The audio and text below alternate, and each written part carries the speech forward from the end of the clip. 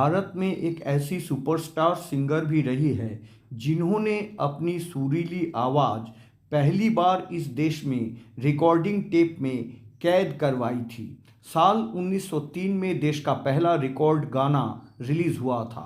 अब 111 साल बाद रिकॉर्डिंग की दुनिया विकास के अपने चरम पर है। ये रिकॉर्डिंग तत्कालीन सुपरस्टार सिंगर गौहर जान की आवाज़ से नवाजी गई थी। गौहर जान गायकी की दुनिया का ऐसा चमकता सितारा जिनके निधन के 96 साल बाद भी उनके आवाज़ की झनकार लोगों के कानों में गूंजती रही है।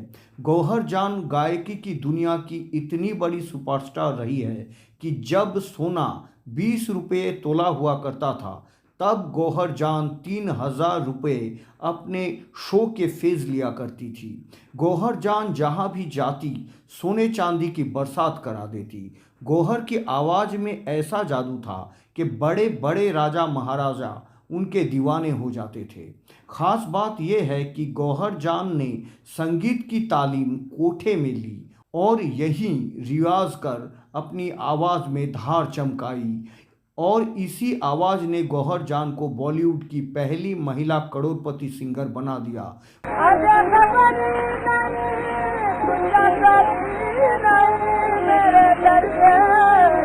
गौहर जान ने देश का पहला गाना रिकॉर्ड किया और ग्रामाफोन क्वीन कहलाई।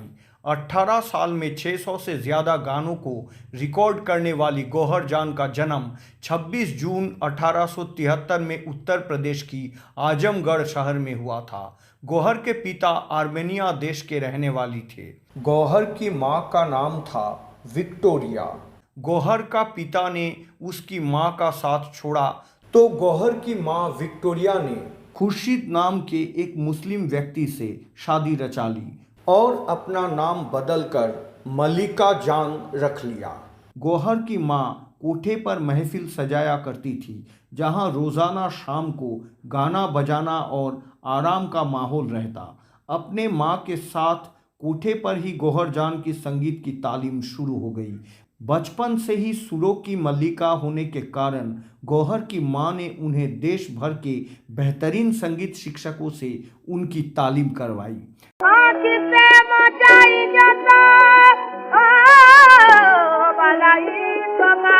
कोठे से तालीम लेकर जब गौहर जान ने अपने महफिल सजाना शुरू किया तो उनकी आवाज़ का जादू पूरे देश में फैल गया।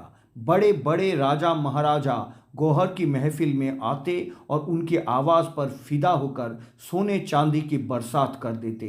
जब गौहर 14 साल की थी तो कोलकाता में एक महफिल में गा रही थी। वहाँ दरभंगा के महाराज भी मौजूद थे। गौहर की गायकी पर फिदा होकर दरभंगा के महाराज ने जमकर पैसा लुटाया। देखते ही देखते गौहर जान संगीत की दुनिया की सुपरस्टार बन गई। इसके बाद गौहर ने अपने हर एक महफिल के लिए 3000 रुपये की फ़ीस तय कर दी। ये वो दौर था जब सोने की कीमत 20 रुपये प्रति तोला हुआ करते थे। साल 1903 में गौहर जान की आवाज़ को पहली बार किसी ग्रामाफोन पर रिकॉर्ड किया गया। इससे पहले तक आम लोगों को गौहर जान की आवाज़ सुनने को नसीब नहीं मिला करता था। गौहर जान ने इस रिकॉर्डिंग में आम लोगों को अपनी आवाज़ दी, धमक सुनाई और दीवानगी की सारी हदें पार कर दी।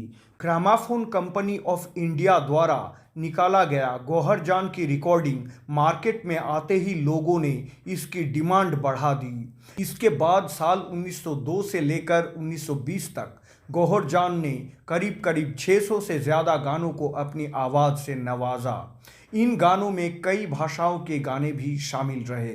गौहर जान उस दौर में देश की सबसे अमीर लोगों में गिनी जाने लगी थी। इतना ही नहीं, महात्मा गांधी ने भी देश की आज़ादी की लड़ाई में गौहर जान से खास मदद भी मांगी थी। साल 1920 में महात्मा गांधी ने स्वराज आंदोलन की शुरुआत की थी। इस आंदोलन के लिए महात्मा गांधी ने पूरे देश की तवाइफों से मदद मांगी थी। गौहर जान का निधन 7 जनवरी 1930 को हो गया था, लेकिन आज भी गौहर जान लोगों के जहन में जिंदा है।